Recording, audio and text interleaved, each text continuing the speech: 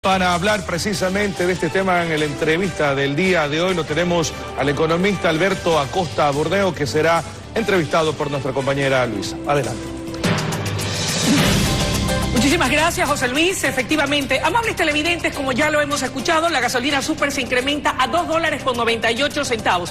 Esta y la adopción de otras medidas fueron anunciadas anoche en cadena nacional por el presidente Lenín Moreno. Para el análisis nos acompaña el economista Alberto Acosta Burdeo. Economista, bienvenido. En términos generales, economista, ¿cómo califica la adopción de las medidas anunciadas ayer por el primer mandatario? Muy buenos días. Creo que son medidas bastante razonables. Primero, porque el peso del ajuste lo está poniendo en la reducción de gasto. Y eso es importante. Tenemos que entender que el problema que vive el desequilibrio fiscal nace de un exceso de gasto. Y vemos que en las medidas piensan recaudar o ahorrar $1.000 millones, de los cuales $900 millones vienen de una reducción y optimización del tamaño del Estado. Apenas 100 millones corresponden de ingresos que van nuevos, que van a venir de los ciudadanos y vienen por el lado de los subsidios. Entonces yo creo que está bastante bien enfocado. Ahora, vamos de lo macro a lo micro. El tema de la eliminación del subsidio a la gasolina super. Si bien es cierto, va a permitir un ahorro de $100 millones anuales, ¿cuál va a ser el impacto que va a tener en la economía y en el bolsillo de los ecuatorianos? Bueno, definitivamente esos son 100 millones que estima recaudar el gobierno, que van a salir de los bolsillos de los ecuatorianos, pero hay que estar claros, los subsidios no son un regalo. Los subsidios los pagamos los ciudadanos vía mayores impuestos. Entonces yo creo que sí es momento de seguir discutiendo inclusive el resto de subsidios que el gobierno ha decidido no tocar, pero que habla de una comisión para analizar cómo focalizarlos. Esto es algo, yo creo que una medida no acabada. Hay que seguir trabajando en focalizar subsidios para que de esa manera quitar esa presión que existe sobre el gobierno, y existió sobre el gobierno anterior también, de seguir subiendo impuestos. Porque finalmente los subsidios se financian y requieren de mayores impuestos a los ciudadanos. Y eso es lo que hay que evitar. Si focalizamos subsidios, ya no hay necesidad tampoco de ir a buscar más impuestos para poder financiar ese gasto público. Economista, ¿queda claro entonces de que el tema de los subsidios no está terminado y que podría o tendría que revisarse la posibilidad de seguir eliminando subsidios a otros combustibles? Sí, yo diría que no se trata de eliminación, sino de focalización. Perfecto. De que el subsidio llegue a quien realmente lo necesita, porque actualmente el grueso del subsidio llega a quien no lo necesita. Pensemos en la gasolina super, que a muchos nos va a doler en el bolsillo, porque evidentemente estábamos tanqueando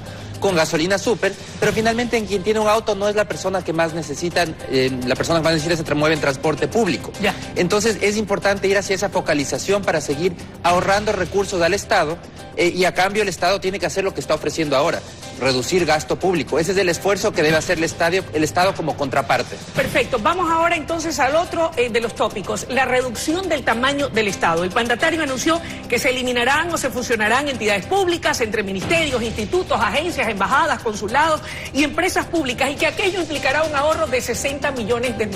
¿Era lo que necesitábamos? Bueno, eso y mucho más. El Estado es muy grande. Todavía tenemos un gasto excesivo. Para este año el gobierno estimó una necesidad de financiamiento de $11.000 millones. Es decir, es una cantidad que le está faltando, todavía está gastando más de lo que tiene, y entonces eso tenemos que ir hacia un equilibrio. Inclusive ya las reglas macrofiscales establecen la ruta que debe seguir el gobierno, y para eso tiene que seguir reduciendo su gasto. Y vemos que en la práctica, en el primer semestre del año, la austeridad no ha llegado al gobierno todavía. Sí se ha reducido significativamente la inversión, pero el gasto corriente ha seguido subiendo. Es por eso que estas medidas son oportunas. Esperamos que con estas medidas sí llegue la austeridad al sector público y especialmente al gasto corriente, que todavía sigue subiendo. Economista, usted ha dicho es un buen comienzo. ¿Dónde más podemos ajustar en materia de gasto público? Sobre todo en gasto corriente, porque la inversión ha caído muy fuertemente en los últimos años, la inversión pública. Ahora ya hay menos campo en el que se pueda reducir. Pero en gasto corriente vemos como, por ejemplo, sueldos todavía siguen subiendo en el sector público en el primer semestre de este año, a pesar de la difícil situación, a pesar de que no tiene recursos del fisco, está en una crisis fiscal importante, vemos que todavía sigue subiendo el gasto corriente. Eso debe cambiar, y espero que con estas medidas de optimización se logre ese objetivo de reducir gasto corriente. Bien, en cuanto a ajustes del Estado, el presidente fue categórico. Reducción de ministerios, 60 millones. Fusión de servicios y empresas, 350 millones. Y eliminación de gastos que generan los funcionarios públicos, 150 millones. Yo supongo que ahí está el tema de seguridad y también el tema de usos celulares, dijo el primer mandatario. Exactamente, y de vehículos, el uso de vehículos. Es decir, es que llegue la austeridad. Igual que la austeridad llegó a los ciudadanos en 2016 con la crisis, con la caída del precio del petróleo. Y es momento de que llegue también al sector público. Tenemos un sector público que ha crecido desmedidamente durante la última década, que gasta en servicios en una cantidad excesiva y que ahora con los nuevos ingresos que tiene el fisco es un Estado demasiado grande. Y finalmente ese Estado lo pagamos los ciudadanos vía mayores impuestos. Entonces ahora es momento de comenzar a cuidar, como indicó el presidente, cuidar, y esperemos que se lleve a la práctica, esos dólares de los ciudadanos, porque ese gasto que hace el sector público es con dólares que provienen de los ciudadanos. Economista, inversión. El presidente habló líneas de reactivación productiva, 1.300 millones en créditos, paquetes de proyectos de ley para la reactivación productiva, trabajo para la Asamblea, exoneración del impuesto a la renta para nuevas inversiones y estímulo de hasta el 20% para recuperar capitales perdidos por corrupción. A ver, lo primero aquí es de la ley de fomento productivo que está recientemente aprobada. Bien. Eso crea todos estos incentivos a la inversión, lo cual es muy positivo, y además crea las reglas macrofiscales. Entonces ahí tenemos dos temas importantes, de reducir gasto público y por otro lado estímulos para que haya más inversión. Ahora el presidente anuncia un tema muy interesante y necesario además, que es ir contra la corrupción, recuperar los dineros mal habidos. Y para eso nos indica que ha contratado a 2 compañías internacionales. Así es. Y además crea este estímulo de que se compartirá el 20% del valor recaudado con las personas que aporten a esa búsqueda.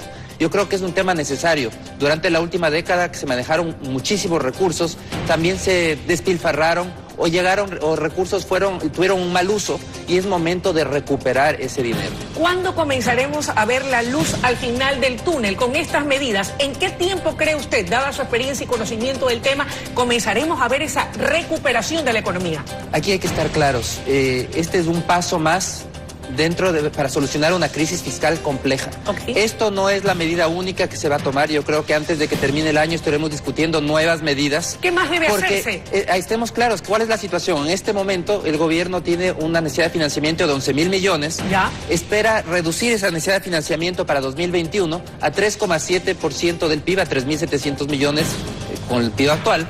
Y entonces eso significa que todavía y en adelante además tiene que comenzar a reducir el peso de la deuda. Entonces esto todavía es una tarea de seguir reduciendo gasto en otros temas adicionales. No, esto de aquí no es la medida total, va a tener que seguir trabajando para poder poner en orden las finanzas públicas y además para poder pagar una deuda que, como todos sabemos, ha subido de manera excesiva. Son 60.000 millones de dólares en endeudamiento, que finalmente eso se paga mediante nuevos ingresos, que son nuevos impuestos, o mediante ahorro que pueda hacer el gobierno. Entonces yo creo que la salida aquí es que el Estado tiene que seguir dejando de gastar para poder pagar todas esas deudas. Economista, le agradecemos su presencia y el análisis de este tema de coyuntura. Muchísimas gracias, un gusto. Amables televidentes, ha sido la intervención del economista Alberto Acosta Burneo en el análisis de la adopción de medidas económicas que han sido implementadas ya por el gobierno nacional. Es momento de una breve pausa y ya regresamos con mucho más desde la noticia Primera Emisión.